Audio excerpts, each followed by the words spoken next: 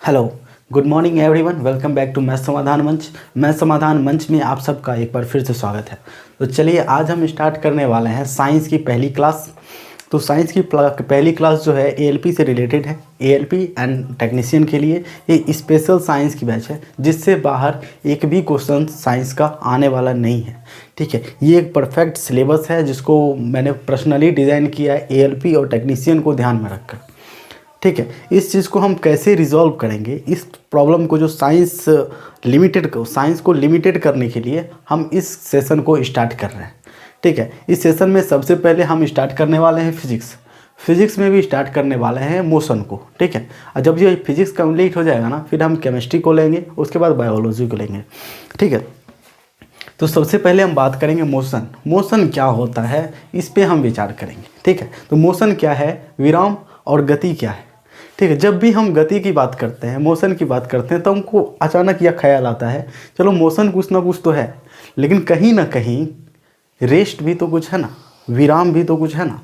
तो हम इस बारे में बात करेंगे। ओके, तो विराम और गति इन दोनों पर हम चर्चा करेंगे। रेस्ट एंड मोशन दोनों पे हम चर्चा करेंगे। सबसे पहले हम पता करते हैं विराम क्या है और गति क्या है। साधारण सा अगर हम डेफिनेशन की बात अगर हम करते हैं तो गति का मतलब क्या होता है, गति का मतलब क्या होता है, जो कि समय के सापेक्ष मतलब समय के साथ किसी स्थिर वस्तु के सापेक्ष अपना स्थान क्या करता है, परिवर्तित कर लेता है। उदाहरण के लिए गति क्या है, कोई स्थिर, लिखिएगा नोट करिएगा इसको। ठीक है, गति क्या है, किसी स्थिर वस्तु के सापेक्ष, स्थिर ऑब्जेक्ट के अकॉर्डिंग जो है वो अपना स्थान क्या है, परिवर्तित करता है। ठीक है, उसी को क्या कहते हैं हम लोग, गति कहते हैं। तो चलिए इसको हम गति कहते हैं। तो रेस्ट किसको कहते हैं, रेस्ट भी तो कुछ है ना, विराम भी तो कुछ है ना। तो चलिए विराम क्या है, जो कि ऐसी स्थिति, विराम एक ऐसी स्थिति है जो किसी स्थिर वस्तु के सापेक्ष अपने स्थान को परिवर्तित नहीं करती है। अगर आपको समझ नहीं आया तो चलिए एक उदाहरण लेकर समझने का प्रयास करते हैं। तो सबसे पहले हम उदाहरण लेंगे कि गति क्या है। तो देखिए गति क्या है, मान लिया जाए ये सड़क है, मान लेते हैं ये सड़क है, यहाँ पे एक खंभा है, मान लेते हैं खंभा है। ठीक है, या फिर एक पेड़ है, या फिर एक घर है, कुछ भी मान सकते हैं आप। और यहाँ से एक कार चलती हुई आ रही है। ठीक है, यहाँ से कार चलती हुई आ रही है। हमने देखा कि 2 मिनट पहले बिफोर 2 मिनट्स, ठीक है, ये कार यहाँ थी और आफ्टर 2 मिनट्स ये कार यहाँ है। आफ्टर 2 मिनट्स ये कार कहाँ है, यहाँ पे आ चुकी है। तो हमने क्या देखा कि स्थिर वस्तु के सापेक्ष ये कार अपना स्थान परिवर्तित कर चुकी है। मतलब ये कार किस चीज़ में, किस अवस्था में है, ये गति की अवस्था में है, ये मोशन में है। समझ में आई बात। तो चलिए भैया ये मोशन में है, तो अब विराम में कौन है। ठीक है, तो मान लेते हैं विराम में कौन है, इसी पे देखते हैं। मान लिया जाए ये एक पेड़ है, ठीक है, जो कि स्थिर है। ठीक है, वो जो गड़ा हुआ है, ये पेड़ स्थिर रहेगा ना। और यहाँ पे एक घर है, मान लिया जाए यहाँ पे एक घर है। अब हम आज देखते हैं ये घर यहाँ है, ये वृक्ष यहाँ है। ठीक है, अब 2 वर्ष के बाद अगर देखेंगे तो भी ये घर जो है यही रहने वाला है। घर यहाँ से बदलेगा नहीं, यहाँ से कहीं और जाएगा नहीं। जब ये यहाँ से कहीं और नहीं जाएगा तो हम क्या कहेंगे कि ये जो है ना, ये विराम की अवस्था में है। किसमें, विराम की अवस्था में है, ये रेस्ट में है। आ रही है बात समझ में, साधारण सी बात है, कोई कॉम्प्लिकेटेड स्टोरी नहीं है मोशन का। गति मतलब जो स्थिर वस्तु के सापेक्ष अपनी स्थिति को परिवर्तित कर रहा है। रेस्ट यानी कि विराम, जो कि स्थिर वस्तु के सापेक्ष अपने स्थान को परिवर्तित नहीं करता है समय के साथ। ठीक है, कुछ समय के साथ। तो चलिए हम गति को समझ चुके हैं, अब समझते हैं गति के प्रकार जो कि एएलपी के लिए हमको पढ़ने हैं। ठीक है, 2-3 प्रकार पढ़ने हैं बस। हम लोग को जो तो ऐसे तो गति के बहुत सारे प्रकार हैं। ठीक है, लेकिन एएलपी के लिए जो इम्पोर्टेंट है सिर्फ हम वही पढ़ेंगे। इम्पोर्टेंट क्या, जो एएलपी का सिलेबस है। ठीक है, आप प्रीवियस ईयर क्वेश्चन को उठा सकते हैं, वहाँ से देख सकते हैं किस तरह के क्वेश्चन यहाँ आ रहे हैं। उसी को मैंने प्रीवियस ईयर क्वेश्चन को अच्छे से स्टडी करके उसके बाद मैंने ये मटेरियल तैयार किया है। और उसके अकॉर्डिंग मैं चाहता हूँ कि ये जो मैंने मेहनत किया ना, वो आपको मेहनत करने की ज़रूरत नहीं पड़े। ठीक है। तो ये डायरेक्ट डिलीवरी आपके तक होगा। आज सिर्फ हम इंट्रोडक्शन करेंगे और कल मोशन को कंप्लीट करेंगे, ठीक है। आज सिर्फ इंट्रोडक्शन करेंगे। इंट्रोडक्शन किस चीज़ का, बस माइंड को ओपन कर लेना है, ठीक है। सबसे पहले आपको पढ़ने से पहले क्या करना है, अपने माइंड को क्या करना है, ओपन कर लेना, खोल लेना है, दिमाग को खुला रखना है। और जब तक दिमाग खुला नहीं रहेगा ना, तब तक हम कुछ नहीं कर पाएंगे, ठीक है। तो चलिए हम दिमाग को खुला रखते हैं और कुछ बातें करते हैं इस पर कि मोशन को अलग अलग तरीके का एग्जाम्पल लेके हम समझने का प्रयास करते हैं। अब हम आपको एक गारंटी देते हैं, बहुत लोगों को त्वरण क्या है, ठीक है, त्वरण किसको कहते हैं, मतलब एक्सीलरेशन किसको कहते हैं, ये समझ नहीं आता, ठीक है। वेलोसिटी क्या होता है ये समझ नहीं आता है, स्पीड क्या होता है ये समझ नहीं आता है, ठीक है। तो इसको आसान करने का प्रयास करते हैं, धीरे धीरे इसको आसान करेंगे। बस खुद से आप ही सोचेंगे, आप खुद में इसको आसान कर लेंगे। लेकिन इससे पहले आपको ज़रूरत क्या है, अपने दिमाग को ओपन रखिए, ठीक है। अपने दिमाग को क्या रखना है, ओपन रखना है, ओके। तो दिमाग को ओपन रखने के साथ हम करेंगे मोशन। अच्छा बताइए, गति में रहने के लिए किन किन चीज़ों की ज़रूरत है, कैसे पता चलता है कि कोई वस्तु गति में है या गति किया। पहला बात, हम समय को देखते हैं। किसको देखते हैं, समय को देखते हैं। और दूसरा बात, हम दूरी को भी देखते हैं। किसको देखते हैं, दूरी को भी देखते हैं, ठीक है। दूरी मतलब डिस्टेंस को भी देखते हैं, ठीक है। तो मतलब हमको टाइम के बारे में भी पढ़ना होगा क्या, बिल्कुल। हमको दूरी के बारे में भी पढ़ना होगा, बिल्कुल, ठीक है। तो दूरी क्या है, ठीक है, सबसे पहले हमको पढ़ना है दूरी क्या है। लेकिन उससे पहले हम आपको बताना चाहेंगे कि मोशन, कितने प्रकार के मोशन को हम यहाँ पढ़ेंगे। हम यहाँ पे मात्र 3 प्रकार के मोशन को पढ़ेंगे, ठीक है। 3 प्रकार ओपन, मतलब एक सरल रेखीय गति, सरल रेखीय गति, सरल रेखीय गति, रेखीय गति। और दूसरा जो हम पढ़ेंगे सरल रेखीय गति के अलावा सेकंड जो पढ़ेंगे, हम पढ़ेंगे वृत्तीय गति, वृत्तीय गति, वृत्तीय गति, ठीक है। वृत्तीय गति क्या पढ़ेंगे हम लोग, वृत्तीय गति। और इसके अलावा भी कुछ पढ़ेंगे क्या, हाँ, इसके अलावा भी हम कुछ पढ़ेंगे। इसके अलावा हम बस एक टॉपिक को एक्स्ट्रा लेंगे, क्योंकि कभी कभी इससे क्वेश्चन आता है, कभी कभी नहीं भी आता है, ठीक है। फिर भी हम इसको जानने का प्रयास करेंगे। उसको कहते हैं प्रक्षेप्य गति, प्रक्षेप्य गति, ठीक है। ये हो गया सरल रेखीय गति, ठीक है। स्ट्रेट लीनियर मोशन, या फिर आप लीनियर मोशन कह सकते हैं आप। वृत्तीय गति मतलब सर्कुलर मोशन कहते हैं, कर सकते हैं आप। प्रक्षेप्य गति मतलब प्रोजेक्टाइल मोशन या प्रोजेक्टिव मोशन कह सकते हैं आप इसको, ठीक है। तो हम इन 3 की चर्चा करेंगे। इन 3 में से भी हमसे सबसे पहले जो चर्चा करने वाले हैं वो हम सरल रेखीय गति की चर्चा करेंगे। सरल रेखीय गति में बताइए तो गति क्या है, ये तो आप समझ चुके हैं कि जब हम स्थिर वस्तु के सापेक्ष अपने स्थान को परिवर्तित करते हैं, ठीक है। ये मेरा हाथ स्थिर है, ठीक है, ये हाथ स्थिर है। हम क्या कर रहे हैं, इस हाथ को परिवर्तित कर रहे हैं। तो क्या माना जाएगा, इस हाथ के सापेक्ष मेरा ये हाथ जो है मोशन में है, मतलब गति में है। ये हाथ क्या है, मोशन में है, क्योंकि ये मेरा हाथ स्थिर है और इसके सापेक्ष समय के साथ ये अपना स्थान परिवर्तन कर रहा है। तो हम सरल रेखीय गति में 2 प्रकार की गति को पढ़ेंगे, ठीक है। एक पढ़ेंगे हम एक समान मोशन, एक समान गति, जिसको हम यूनिफॉर्म मोशन भी कहते हैं, ठीक है, गति। और दूसरा हम क्या करेंगे, असमान गति। क्या करेंगे, असमान गति। ये 2 तरह के गति को हम पढ़ेंगे, ठीक है, एक समान गति और असमान गति।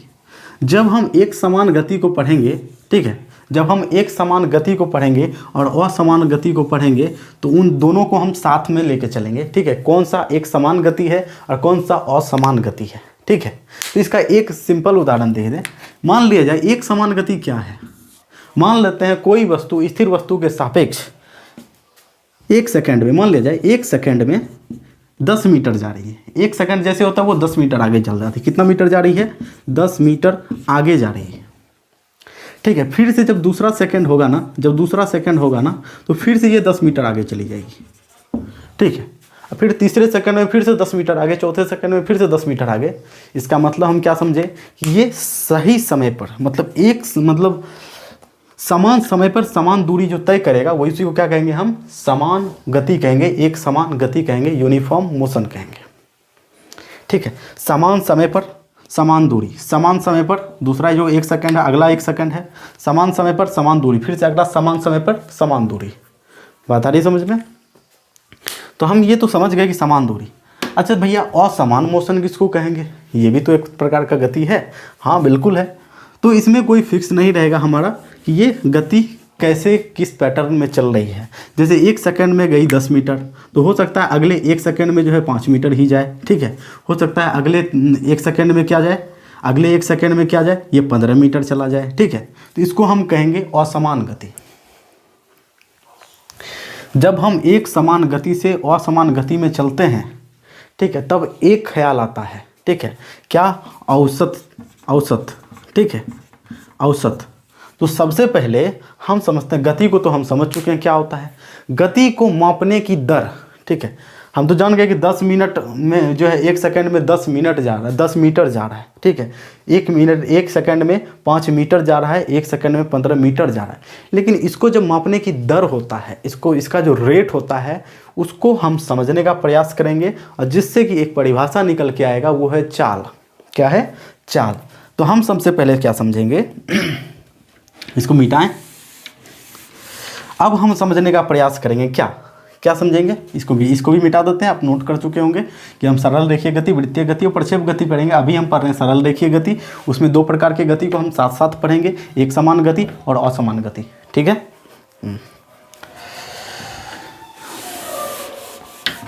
तो इसको भी मिटा देते हैं। हम सरल रेखीय गति पढ़ रहे हैं अभी, ठीक है। तो सरल रेखीय गति में हम क्या पढ़ेंगे, तो सरल रेखीय गति में पढ़ेंगे। सबसे पहले सरल रेखीय गति को जानने के लिए इसमें जो चीज़ें लगती है, गति में क्या होता है, दूरी होता है, समय होता है, ठीक है। इन सब चीज़ों को समझने का प्रयास करेंगे। सबसे पहले हम समझेंगे दूरी क्या होता है। क्या होता है? दूरी समझ लेते हैं कि डिस्टेंस, ठीक है। डिस्टेंस क्या होता है, ठीक है। जब दूरी की बात करते हैं ना, तो एक चीज़ और होता है, ठीक है, एक चीज़ और होता है क्या? विस्थापन। आज इन दोनों के बीच का कन्फ्यूजन आप क्लियर कर लीजिए, ठीक है। ये होता है डिस्प्लेसमेंट।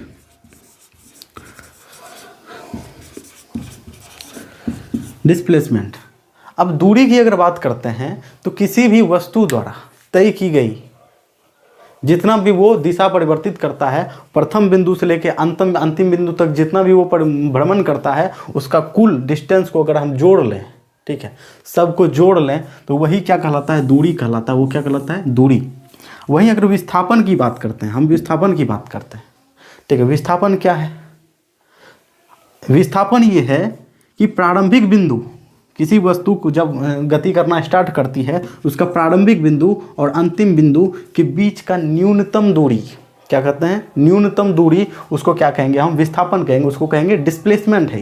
ये क्या है? विस्थापन है, ये डिस्प्लेसमेंट है। तो आ रही बात समझ में? तो समझने का देखिए 2 तरीका है। पहला तरीका क्या? दूरी मतलब देखिए, जैसे कि हम यहाँ से चलना स्टार्ट किए, दूरी, उदाहरण से समझिए, दूरी, डिस्टेंस, ठीक है। डिस्टेंस समझिए, यहाँ से चलना स्टार्ट किए, 10 मीटर चले, ठीक है।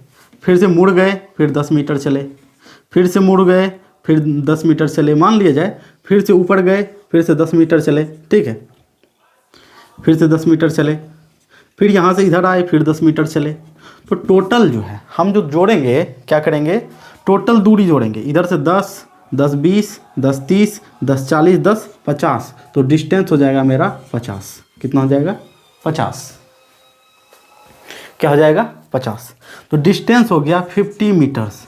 लेकिन वहीं पे अगर हम डिस्प्लेसमेंट की बात करें, विस्थापन की बात करें, तो हमको ये नहीं जानना है कि तुम कितना लंबा घूम के आए हो। हमको बस ये जानना है कि तुम मतलब ये वस्तु, तुम कितनी दूरी पर हमसे अभी कितने दूर खड़े हो, बस ये जानना है।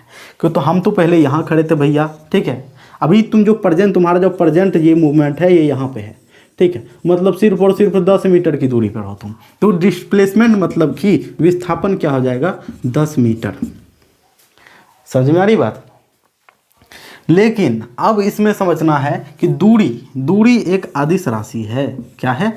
अदिश राशि है। दूरी क्या है? अदिश राशि है। और दूरी को मापने के लिए हम मीटर का इस्तेमाल करते हैं। दूरी का मात्रक, SI मात्रक जो है वो क्या है?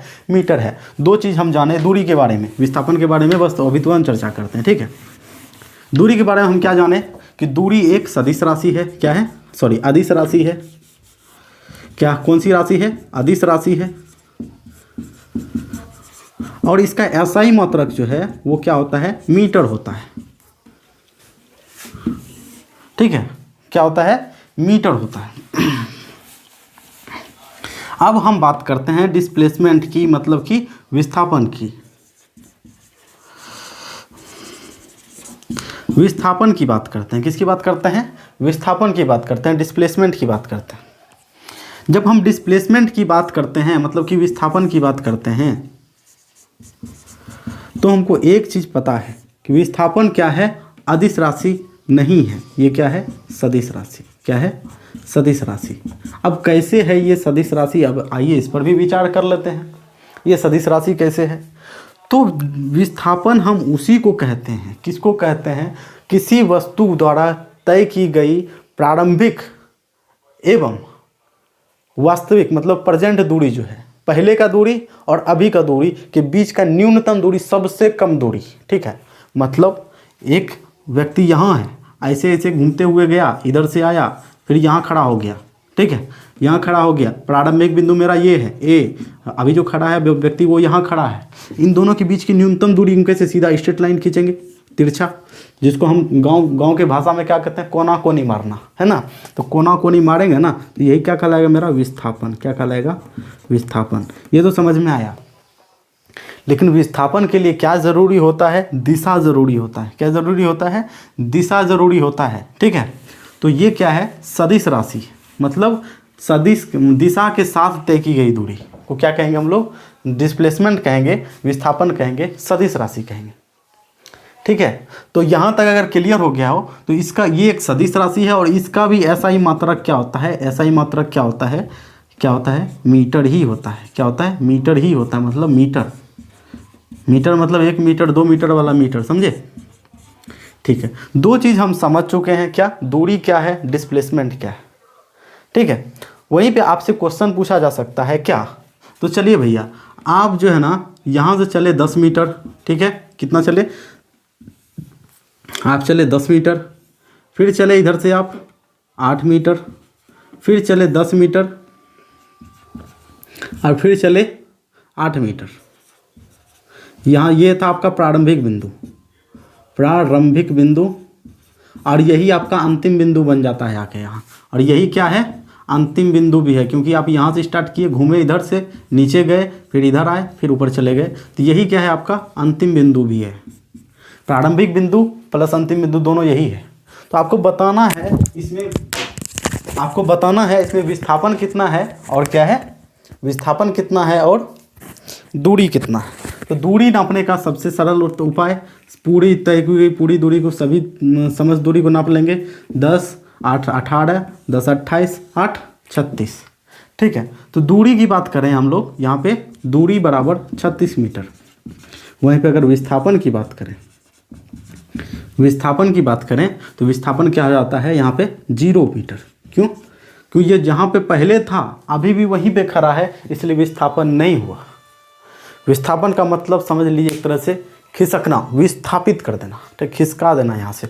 जैसे एक वस्तु हम यहाँ रखे हैं, ठीक है, उसको खिसका के हम यहाँ ले आए, ठीक है, खिसका के ले आए, उसके लिए क्या होगा? दिशा की ज़रूरत होती है। किसी चीज़ को खिसकाने के लिए दिशा की ज़रूरत होती है, ठीक है। तो विस्थापन जो है प्लस माइनस और 0 ये दोनों हो सकता है। मतलब प्लस 10 मीटर भी हो सकता है, माइनस 10 मीटर भी हो सकता है और 0 मीटर भी हो सकता है, ठीक है। मतलब विस्थापन जो है धनात्मक, ऋणात्मक और शून्य तीनों हो सकता है, ठीक है। इसलिए इसको ये क्या है? सदिश राशि है। डिस्प्लेसमेंट क्या है? इसीलिए सदिश राशि है। लेकिन दूरी हमेशा धनात्मक होता है, मतलब पॉजिटिव होता है। हमेशा दूरी क्या होगा? धनात्मक होगा। जैसे 36 मीटर हमेशा दूरी धनात्मक होगा। इसके लिए दिशा की जरूरत नहीं है, इसलिए ये क्या होता है? ये इसलिए क्या होता है? ये अदिश राशि होता है, ठीक है। तो हम दूरी और विस्थापन को समझ चुके हैं। अब समझेंगे हम चाल किसको कहते हैं। क्या समझेंगे? चाल किसको कहते हैं। तो चाल समझने के लिए क्या करेंगे, चाल, चाल मतलब कि स्पीड, ठीक है। हम किसकी बात कर रहे हैं, स्पीड की बात कर रहे हैं। स्पीड क्या होता है, स्पीड क्या है, दूरी मापने का दर है, दूरी, दूरी को मापने का क्या है, ये दर है, का दर दूरी मापने का दर। अब समझिए दूरी मापने का दर हम क्यों कहें, हम चाल को, स्पीड को क्यों कहते हैं कि ये दूरी मापने का दर है, ठीक है। इसलिए कहते हैं कि इस चाल से हमको ये पता चलता है कि एक यूनिट टाइम में एक ऑब्जेक्ट कितना मीटर मूव कर रहा है, कितना दूरी तय कर रहा है, ठीक है। यूनिट समय, यूनिट टाइम कुछ भी हो सकता है मेरा, 1 मिनट हो सकता है, 1 आवर हो सकता है, 1 सेकेंड हो सकता है, ठीक है।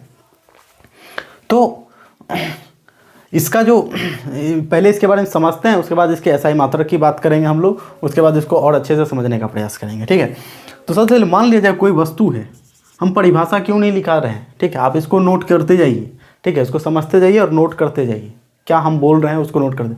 परिभाषा इसलिए नहीं लिखाते क्योंकि आपको समझने में थोड़ा सा डिफ़िकल्ट हो जाएगा, ठीक है। आप डायरेक्ट समझते हैं ना, तो एग्ज़ाम में इसकी ज़रूरत पड़ेगी, ठीक है। लेकिन जहाँ पे सबसे ज़्यादा ज़रूरत पड़ेगी उसको मैं लिखाता चला जाऊँगा, जितने भी क्वेश्चंस इंपॉर्टेंट होंगे उसको भी मैं लिखाता चला जाऊँगा। लेकिन अभी बारी है समझने की, तो आपको समझना चाहिए, ठीक है। अभी बारी क्या है, समझने की बारी है। आप जितना ज़्यादा समझोगे ना, उतना ज़्यादा आपके लिए कॉन्सेप्ट क्लियर होगा, और कॉन्सेप्ट जितना ज़्यादा क्लियर होगा उतने ही ज़्यादा क्वेश्चंस आप एग्जाम में अटेम्प्ट करोगे, ठीक है।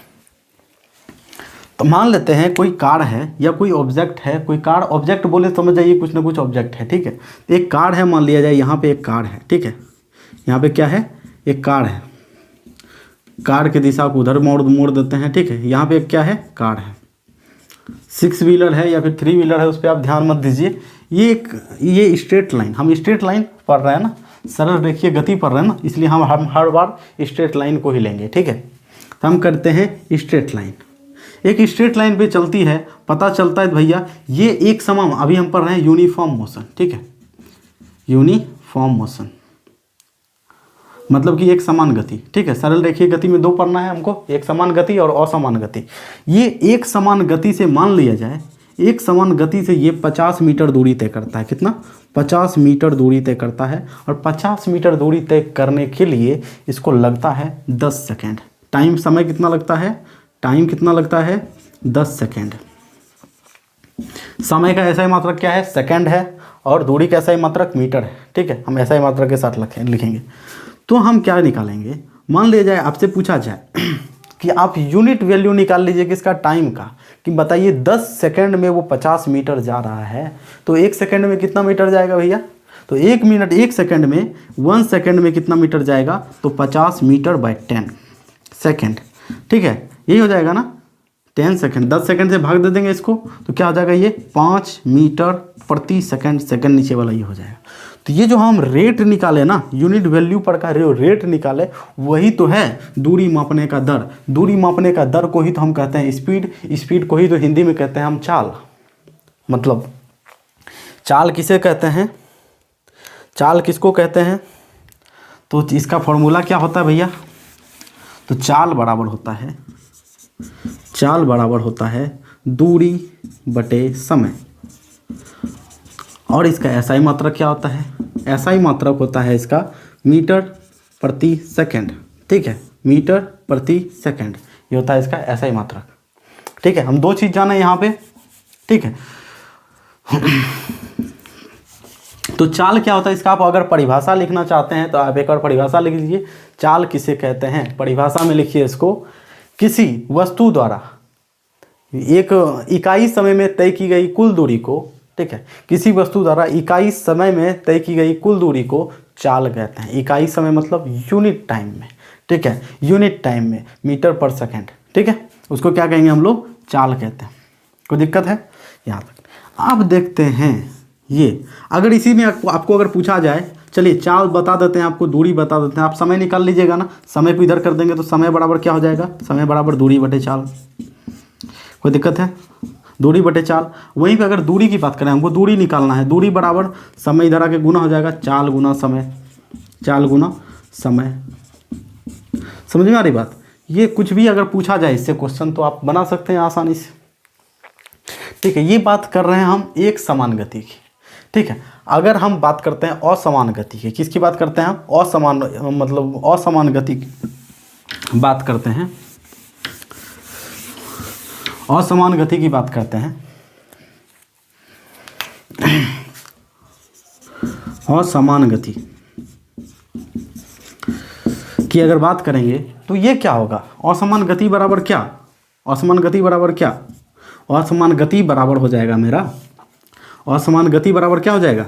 असमान गति किसको कहते हैं पहले ये समझ लीजिए। असमान गति अगर समझ लेते हैं तो उसके बाद तो हम इस पे और भी फॉर्मूला निकालें। असमान गति जो कि जिसका कि फिक्स रेट नहीं हो, हम फिक्स उसका चाल नहीं निकाल पाए, तो असमान गति का हम निकालते हैं क्या? औसत चाल। क्या निकालते हैं? औसत चाल। जब भी हम असमान गति के बारे में पढ़ते हैं ना, तो उसमें हम औसत चाल निकालने का मतलब का प्रयास करते हैं, मतलब एक एवरेज स्पीड निकालने का प्रयास करते हैं। ठीक है, मान लिया जाए एक ऑब्जेक्ट है, फिर से एक ऑब्जेक्ट को लेते हैं हम यहाँ पे। ये ऑब्जेक्ट है मेरे पास, ठीक है, एक सरल रेखीय गति में ये चल रहा है। ठीक है, चल रहा है। मान लिया जाए पहला सेकंड में ये चला 10 मीटर। ठीक है, दूसरे सेकंड में ये चला, दूसरा सेकंड जो है, अगला सेकंड में दूसरे सेकंड में क्या चला ये? 5 मीटर। ठीक है, तीसरे सेकंड में क्या चला ये? क्या चल गया ये? फिर से चल गया 15 मीटर। ठीक है, 15 मीटर। ठीक है, आपको पूछा जा रहा है बताइए तो इसका रेट क्या है? आप निकाल पाइएगा इसका रेट? नहीं, इसका रेट नहीं निकलता है, मतलब इसका चाल नहीं निकलता है। इसका क्या निकलता है? औसत चाल। ठीक है, असमान गति का क्या निकलता है? औसत चाल निकलता है। इसका कोई चाल नहीं निकलता, स्पीड नहीं निकलता, इसका निकलेगा एवरेज स्पीड, क्योंकि ये यूनिट टाइम में समान दूरी तय नहीं कर रहा है, इकाई समय में समान दूरी तय नहीं कर रहा है। ठीक है, तो हम इसका एक एवरेज स्पीड निकाल लेंगे। एवरेज स्पीड औसत चाल बराबर क्या हम निकालेंगे? कुल तय की गई कुल दूरी। ठीक है, तय की गई कुल दूरी बटे कुल समय, पूरा कुल समय। तो ये क्या हो जाएगा मेरा? तय की गई कुल दूरी बटे कुल समय कर दिए। तो कुल दूरी क्या है मेरा? देखिए 10, 5, 15, 15, 30 मीटर। 30 मीटर वो टोटल दूरी डिस्टेंस कवर किया यहाँ से लेके यहाँ तक में। ठीक है, कितना? 30 मीटर दूरी डिस्टेंस ये कवर करता है। और कुल समय इसको कितना लग जाता है? इतना करने के लिए इसको कुल टाइम कितना लगता है? टोटल टाइम कितना लगता है? देखिए तो कितना टाइम लगता है?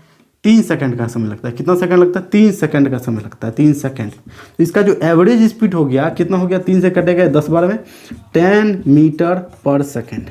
ठीक है, तो औसत चाल का भी ऐसा ही मतलब क्या होगा? मीटर प्रति सेकंड होगा। मतलब चाल जहाँ जहाँ भी लगा होगा वो मीटर प्रति सेकंड ही होगा। ठीक है, तो चलिए अब ये हो गया।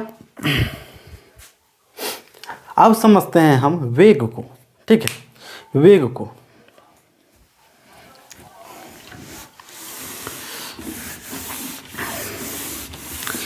वेग क्या है? वेग क्या है? वेग मतलब वेलोसिटी क्या है? वेलोसिटी क्या है? वेग क्या है? तो इसको कह सकते हैं हम दिशा के साथ चाल। दिशा के साथ चाल। जब चाल को हम दिशा के साथ रख दें, दिशा के साथ बताएं कि हाँ भाई इस दिशा में चाल है, या फिर इस दिशा में चाल है, या इस दिशा में चाल है, इस तरीके से अगर हम बताते हैं तो वो क्या होता है? मेरा वेग कहलाता है। क्या कहलाता है? वही मेरा वेग कहलाता है। तो दिशा के साथ चाल मेरा क्या कहलाएगा? वेग कहलाएगा। मतलब दिशा है इसमें, इस चीज़ में क्या कहने वाले हो? अब दिशा है क्या? अगर दिशा है तो ये कौन सी राशि हो गई? सदिश राशि हो गई। ये कौन सी राशि हो गई? सदिश राशि हो गई। ये चाल है ना, सदिश राशि। इसमें चाल है ना, तो इसका भी ऐसा ही मात्रक क्या हो जाएगा? मीटर प्रति सेकंड। लेकिन एक बार वेलोसिटी को समझना जरूरी है। ठीक है, तो वेग बराबर क्या होता है? वेग बराबर क्या होता है? वेग बराबर होता है विस्थापन बटे समय। क्या होता है? विस्थापन बटे समय। कोई दिक्कत है? समय, जहाँ विस्थापन होगा वहाँ वेग होगा, जहाँ वेग होगा वहाँ विस्थापन होगा। मतलब यहाँ से यहाँ तक विस्थापित होने में मान लिया जाए 15 मीटर दूरी तय किया गया 1 सेकंड में। 1 सेकंड में, तो इसको क्या कहेंगे? अगर ये यहाँ से यहाँ तक विस्थापन है, एक सीधी रेखा में है, तो ये क्या होगा? विस्थापन होगा। क्या होगा? विस्थापन होगा। तो ये हो जाएगा 15 मीटर प्रति सेकंड। ये क्या हो जाएगा? वेलोसिटी होगा, वेग हो जाएगा। ठीक है, वेलोसिटी हो जाएगा 15 मीटर पर सेकंड। कोई दिक्कत है? कोई दिक्कत नहीं। तो विस्थापन, तो इसका भी ऐसा ही मतलब क्या होगा, मीटर प्रति सेकंड। वेग में कुछ नहीं है, विस्थापन बटे समय है। विस्थापन को हम समझ चुके हैं, दूरी को समझ चुके हैं, चाल को समझ चुके हैं, औसत चाल को समझ चुके हैं। क्या औसत वेग भी हो सकता है क्या? बिल्कुल हो सकता है।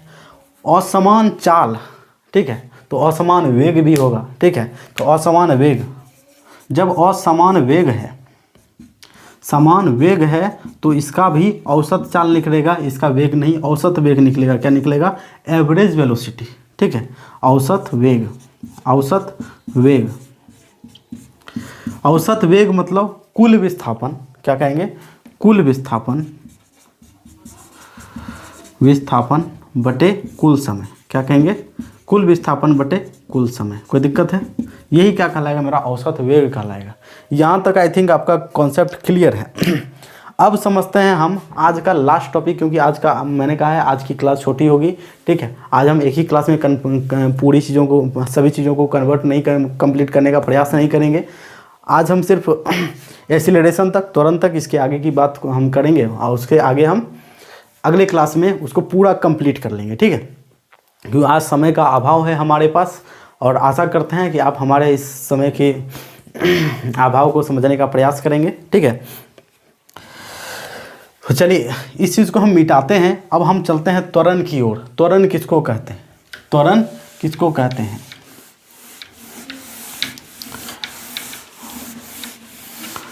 त्वरण किसको कहते हैं? त्वरण कहते हैं वेग में परिवर्तन की दर। जब वेग में परिवर्तन होता है, हम पढ़े कि भाई वेग किसको कहते हैं, तो विस्थापन में परिवर्तन की दर। चाल किसको कहते हैं? दूरी में परिवर्तन की दर, ठीक है। दूरी में परिवर्तन की दर को क्या कहते हैं? चाल कहते हैं।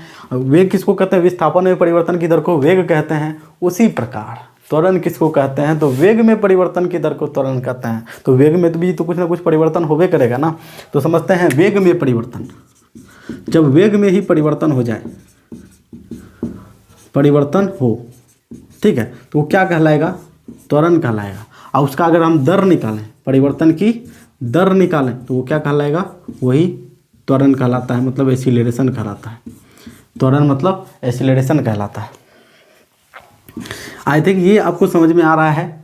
नहीं आ रहा है तो थोड़ा सा और सुनिए, अच्छे से समझिए, ठीक है। त्वरण को समझ के हम इस क्लास को यहाँ पे समाप्त करेंगे, ठीक है। और उसके बाद हम क्या करेंगे, आगे जाके और भी कुछ करने का प्रयास करेंगे, ठीक है। वेग में परिवर्तन की दर त्वरण है। अब त्वरण, वेग में परिवर्तन का मतलब क्या समझे आप? जैसे देखिए दूरी में परिवर्तन तो हो रहा है, समझ में आ रहा है भैया, ठीक है। दूरी में परिवर्तन में आ रहा है। चाल में परिवर्तन मतलब बदल जाना। परिवर्तन का मतलब क्या था? बढ़ जाना या घट जाना।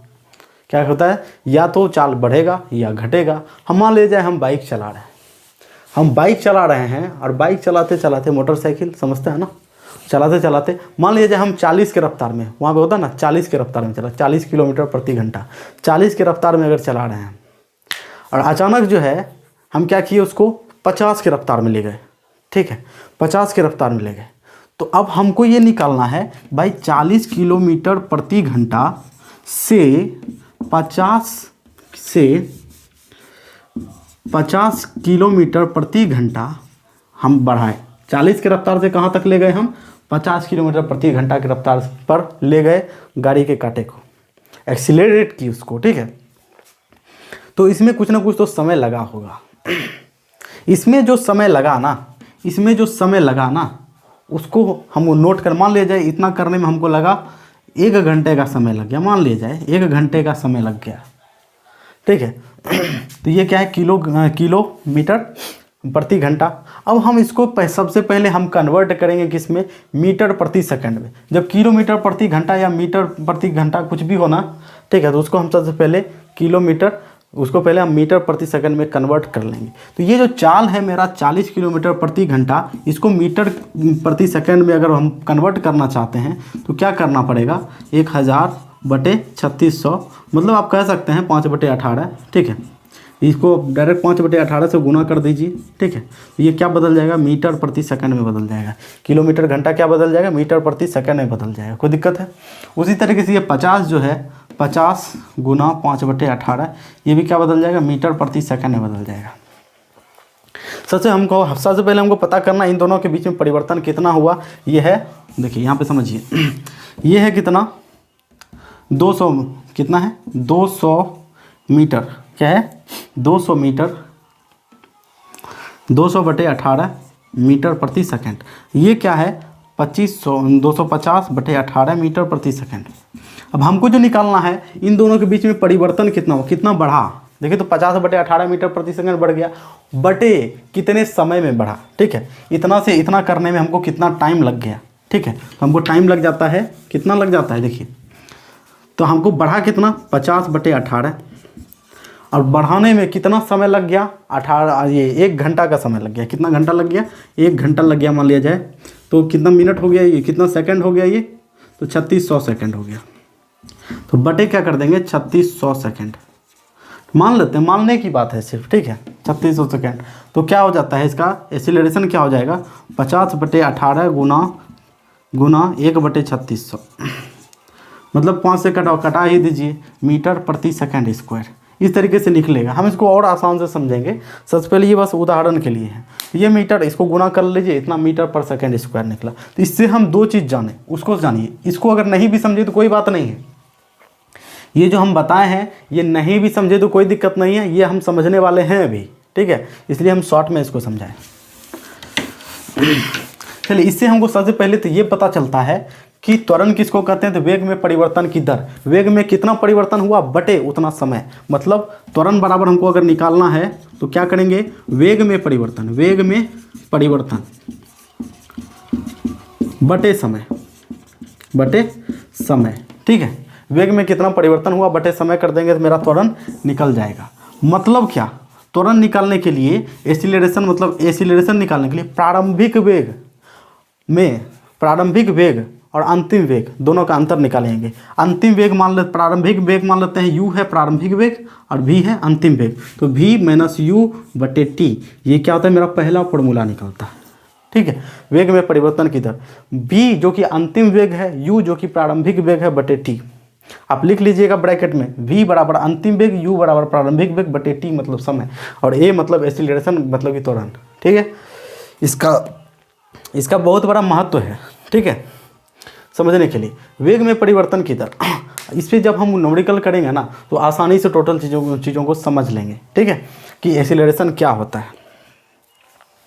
यहाँ पे हम इसको मिटाना चाहेंगे और थोड़ा सा और इसके बारे में हो सकता है तो कुछ जानने का प्रयास करेंगे।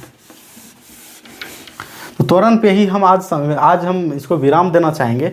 जैसे कि त्वरण क्या है, मान लिया जाए कोई ऑब्जेक्ट है, मान लिया जाए 4 मीटर पर सेकेंड की रफ्तार में चल रही है। प्रारंभिक वेग क्या है उसका u, प्रारंभिक वेग u कितना है 4 मीटर प्रति सेकेंड। ठीक है, फिर अंतिम वेग मान लेते हैं v है।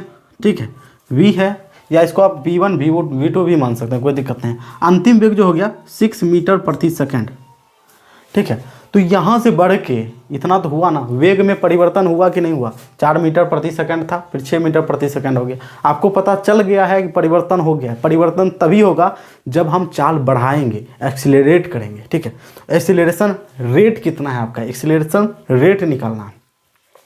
तो इकाई समय में त्वरण किसको, हम त्वरण की एक परिभाषा समझते हैं कि इकाई समय में परिवर्तित वेग, इकाई समय में परिवर्तित वेगों को क्या कहेंगे हम लोग, त्वरण कहेंगे।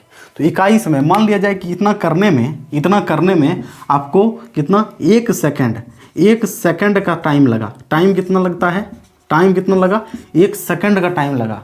आप पहले 4 मीटर पर सेकंड रफ्तार में चला था। आप अगर 4 व्हीलर चलाते हैं तो आपने पैर से एक्सीलरेटर दबाया। ठीक है, पैर से एक्सीलरेटर दबाया और ये 6 मीटर पर सेकंड हो गया। अगर आप बाइक चलाते हैं, हाथ से एक्सीलरेटर को ऐसे किया, ठीक है, तो 4 मीटर से वो 6 मीटर प्रति सेकंड का रफ्तार हो गया, बढ़ गया ना। जब बढ़ जाता है तो 1 सेकंड मान लेते हैं 1 ही सेकंड में बढ़ गया, ऐसे किया और बढ़ गया। ठीक है, तो आपका जो रेट हो गया, दर हो गया, क्या हो गया, त्वरण जो हो गया v - u बटे टी। v कितना है 6 मीटर - 4 बटे टी कितना है 1 सेकंड, मतलब 2 मीटर प्रति सेकंड बटे 1 सेकंड। यही ना, 4 मीटर प्रति सेकंड माइनस 6 मीटर प्रति सेकंड बराबर 2 मीटर प्रति सेकंड। अगर माइनस करेंगे तो बटे 1 सेकंड,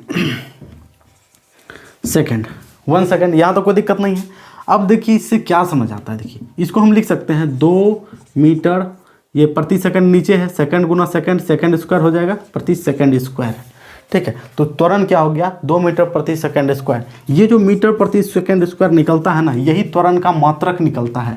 त्वरण का SI मात्रक, SI मात्रक क्या होता है, मीटर प्रति सेकंड स्क्वायर, या फिर MS−2 ऐसे आप लिख सकते हैं। कोई दिक्कत है?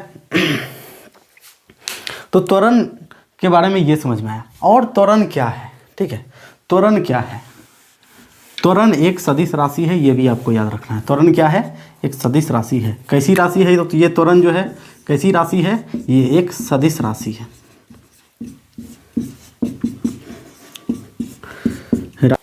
तो त्वरण क्या है, एक सदिश राशि है। अगर इतना आप समझ जाते हैं तो इतना समझना काफ़ी है।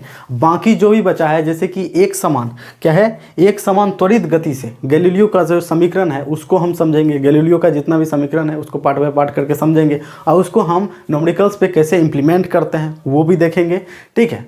और इतना समझ लेने के बाद कल के कल ही मेरा मोशन कंप्लीट हो जाएगा, और हम बीच बीच में इसका रिवीजन करते चले जाएंगे। इस तरीके से हमारा फिजिक्स का पहला चैप्टर कंप्लीट हो जाएगा, ठीक है। तो आज के लिए इतना ही। तब तक के लिए आप क्या कीजिएगा, रिवाइज कीजिए, जो भी यहाँ पढ़ाया गया उसको समझिए, और हंसते रहिए, मुस्कुराते रहिए। जय हिंद। मिलते हैं हम अगली क्लास में।